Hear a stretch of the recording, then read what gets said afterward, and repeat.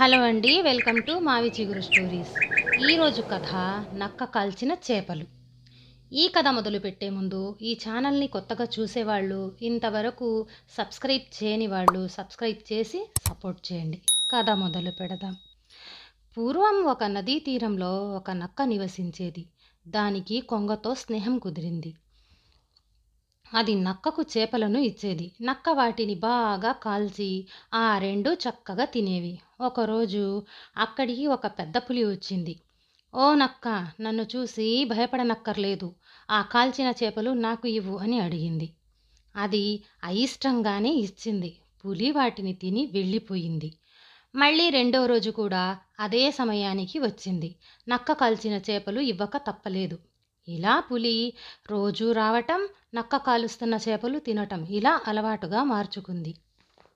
ఈ విషయాన్నే నక్క కొంగతో చర్చించింది. మనం పులిని ఏమీ చేయలేం కదా, నేను ఎక్కువ చేపలు వేటాడి నీకు ఇస్తాను. అప్పుడు నువ్వు కొన్ని పులికి ఇచ్చి మిగిలినవి మనం తినవచ్చు అంది. ఇలా కాలం గడుస్తుంది. ఒకరోజు పెద్ద పులి వచ్చేటప్పటికి కొంగ ఎగిరిపోయింది. నాకు కొంగ మాంసం తినాలని ఉంది. దాన్ని నువ్వే నాకు కాల్చి ఇవ్వాలి, లేకపోతే నిన్ను నేను చంపేస్తాను అని పులి నక్కతో అంది. రోజూ అది చేపల్ని వేటాడి ఇవ్వటం వల్లనే కదా మీకు వాటిని కాల్చి ఇవ్వగలుగుతున్నాను. ఇప్పుడు ఆ కొంగను చంపేస్తే ఎలా అని నక్క వేడుకుంది. అయినా పులి వినలేదు. ఇదే విషయాన్ని తర్వాత నక్క కొంగకు చెప్పింది. మరుసటి రోజు పులి వచ్చేటప్పటికి ఒక పెద్ద చేపను నక్క మంటపై కాలుస్తూ ఉంది. ఆ పక్కనే కొంగ నేలపై పడి ఉంది.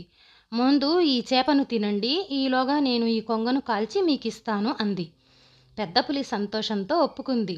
నక్క ఇచ్చిన పెద్ద చేపను తిన్న కాసేపటికే తన ప్రాణం వదిలేసింది.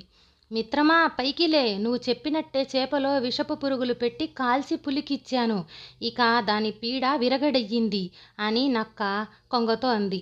అప్పటి నుంచి ఇద్దరూ హాయిగా సంతోషంగా జీవించారు. ఈ కథ నచ్చితే లైక్, షేర్ చేసి సబ్స్క్రైబ్ చేయండి.